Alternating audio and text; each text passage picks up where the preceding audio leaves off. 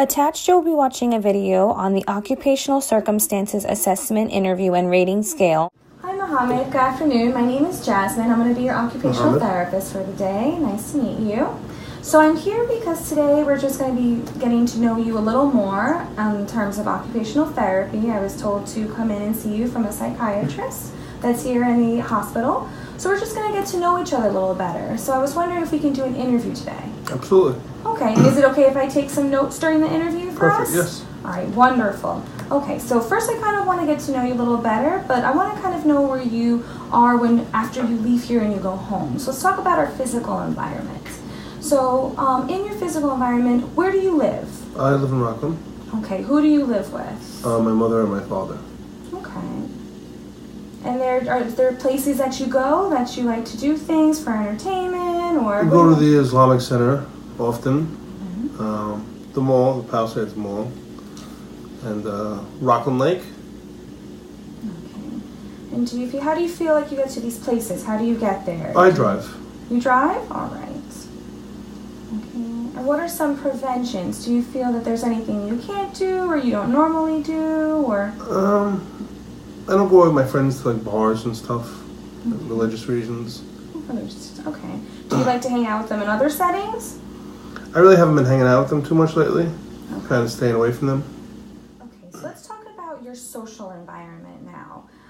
Is there anybody that you like to spend a lot of time with? My parents, basically. Okay, all right. And you said you had a couple of siblings, right? Yeah, I'm the youngest of 5. You're youngest of 5. Okay. They don't live here. And where else? Who else do you spend time with, or where do you go? I really don't hang out with anybody else right now. My friends I used to. They got into calling me names. They called me plump. Told me I have a hefty appetite. Okay. And there any other places you speak with a couple of people? How about, do you go to school or? School, yeah. I'm in school for accounting. Okay. It takes up a lot of my time. And I heard that you said you went to a center. Oh yeah, I frequent the frequent Islamic Center. Okay. Okay. Do you feel that you're going to face any challenges in these social environments when you leave here? How do you feel? I know that you have religious beliefs. Is there certain holidays you celebrate with fasting? I celebrate Ramadan, which is difficult because of all the times of eating and fasting. Let's talk about our roles. So what are some of the roles? What do you do, or some of your responsibilities? I'm a son. Okay. I'm actually the youngest of 5, 4 older siblings. Okay. And you live with mom and dad, right? I live with my parents, correct. Okay. What are some other important roles to you? Big part of my life is the local Islamic Center. I'm there frequently. Okay.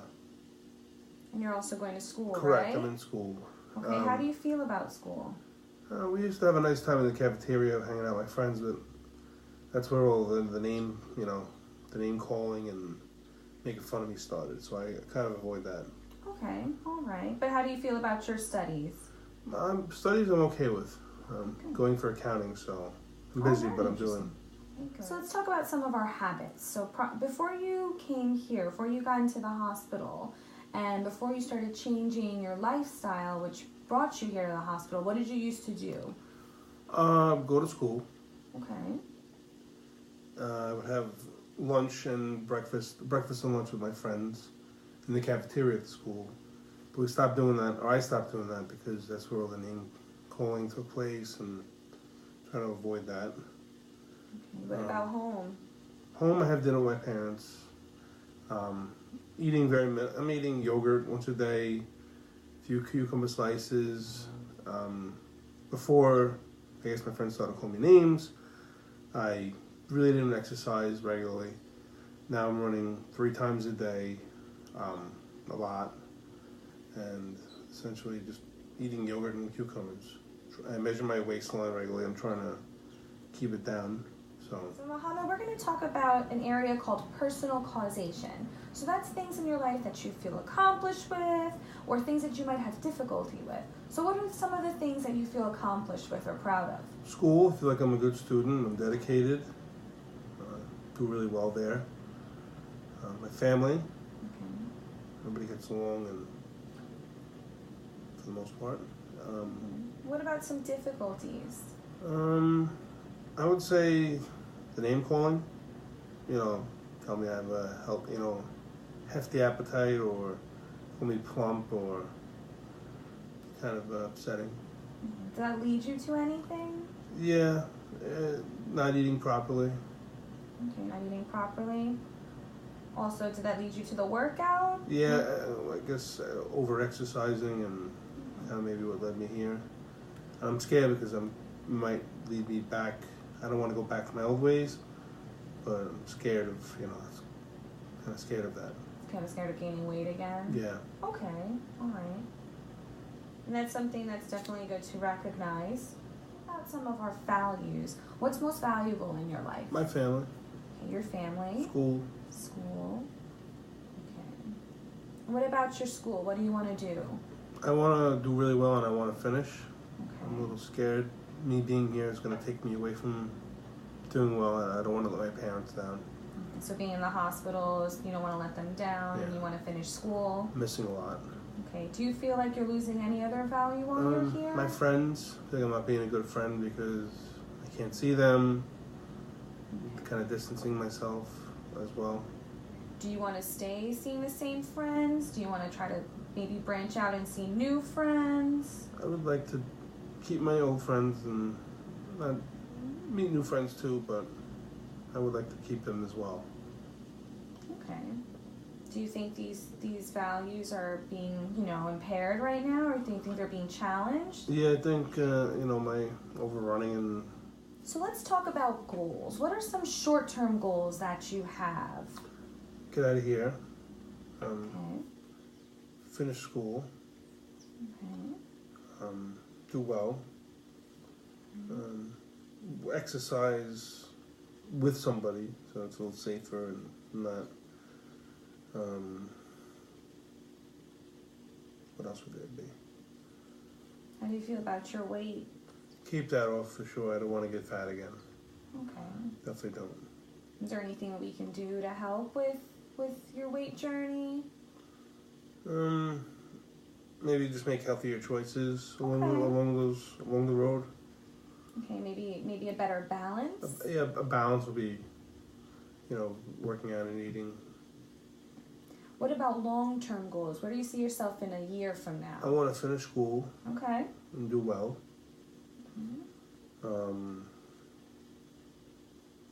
Pass the CPA exam. Okay. Because you're going to school for accounting, absolutely. Yeah, so I want to do well on that. I definitely want to pass. Anybody you want to live with after school? Maybe after school, maybe move in with some friends. Maybe then, get married later on down the road, and then we'll maybe hopefully get into a nice firm or something in Manhattan. What about your past experiences? Let's interpret those past experiences. Have you ever felt there were some best times of your life? Can you name one? Yeah, getting into my current accounting school, my situation right now, the accounting program that I'm in. And you're very interested in accounting? Very interested. Okay, and your parents, I see them very proud. Yes. Oh, that's good. All right, what about your worst times? Has there ever been anything? Yeah, when I was heavier and all the name calling, and that took a toll on me. That's what led me here, I guess, today. Led you to being sick? Mm-hmm. Okay. Do you feel you could have done anything differently? Yeah, I think I could have had wiser and just healthier choices I've made, rather than... And the choices you made? Yeah, the current ones. Yeah. All right. Well, why did you make those choices? Honestly, I just didn't want to be fat. I don't want to have to go down that road again. So let's talk about readiness for change. Okay, so tell me about something that you experienced in your life that was very big and life-changing. Probably this situation, me being in the hospital. Okay. Scary. Okay. What kind of led you here? I guess a lot of the name calling. I didn't want to be fat again, so I ate minimal food. I ate yogurt, a few cucumbers a day, slices, every time my parents would want to eat, I would refuse. Okay. They have me on a feeding tube now, which, was a real kind of a game changer. Yeah, and I know that you just got off that feeding tube, but it was tough to be on it for a little bit. It's different, right? Absolutely. Okay. Now, how about moving around? Are you still feeling a little bit of that weakness moving around? Yeah, I'm still very frail. I still feel very weak. I need the nurse to, basically for anything, I need somebody there to assist me. So how did you handle those changes that you had that led you here? Well, I basically just... Were you eating in the cafeteria still with your friends, or? No, at that point I wasn't. I didn't want to be fat, so I avoided any food and situations that might lead me to feeling bad. Okay, and that's what kind of led to like a lot of the exercising. Well, the over exercising kind of was the icing on the cake. Do you feel that those were, a little bit of healthier choices or not so healthy choices? It was unhealthy. It was in excess. Okay, and it was all because of fear of gaining that Fear weight? of gaining weight and being heavy again. We finished all of the sections and the areas, those big 12 areas for this kind of interview. So I'm going to go through them. I'm taking your goals into consideration. We want to really look at those. And moving forward, we're going to come up with kind of an idea of what we want to do. You know you're going to be here for another 2 weeks. So right before, prior to discharge, we're going to be working on some things. And then maybe come up with some plans for you for after you leave here. Just so, you feel comfortable, you don't feel like you're going to be readmitted, you have more of a safety net where you have people that you can speak with, or you have a game plan or a way to handle things when you're approached with difficult situations. Okay? Mm-hmm. All right, well, it was really nice meeting you. And anything or have any questions, feel free to ask, okay? Thank you. You're very welcome, Mom. The OCAIRS assessment stands for Occupational Circumstances Assessment Interview and Rating Scale. And it was developed in 2006 after the development of MOHO, which is a model of human occupation model. And it is for adolescents to older adults. It was developed at the University of Illinois at Chicago. And it is for clients who have the cognitive and emotional ability to sit down and participate in a semi-structured interview. It ranges for 3 different areas as of right now. There's 3 different forms for the OCAIRS, which is forensic mental health, and physical disability. And it has 12 major areas, such as roles, interests, values, habits, routines, short-term goals, long-term goals, interpretation of past experiences, physical environment, social environment, and readiness for change. The assessment provides qualitative and quantitative data for the occupational therapist who is going to be the one rating the assessment. It is very important that within this assessment, the client is self-reporting and is very open and honest, because if the therapist feels that there is not open and honesty within the self-report that's being given, then the ratings are considered not reliable. It's a 4-point rating scale, which ranges for 4 different sections that stands out for FAIR, which F stands for facilitates participation occupation, A allows participation occupation, I inhibits participation occupation, and R restricts participation in occupation. For the OCAIRS, notes can be taken during the therapy session as long as at the beginning of the session the therapist clears that with the client. It takes about 20 to 30 minutes to administer.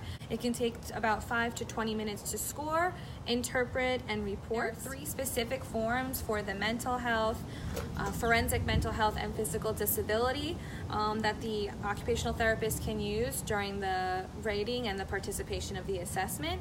And the interview forms are marked as appendices A, B, and C. There's also an appendix F that can be used for the summary forms, which is a data chart that breaks down and it gives the overall assessments for each 12 areas that are given. And the overall purpose of the semi-structured interview is so that the client can have a deeper reflection into the areas within these 12 areas that they might have issues with, or any deficits or strengths within for their overall well-being and quality of life, as well as it also gives the therapist a chance to see a deeper insight as to where the client feels more open in discussion, where the client might feel that there are some weaknesses, or any kind of peaks of understanding within past experiences, current experiences, or future goals that they might have for their overall quality of life and well-being.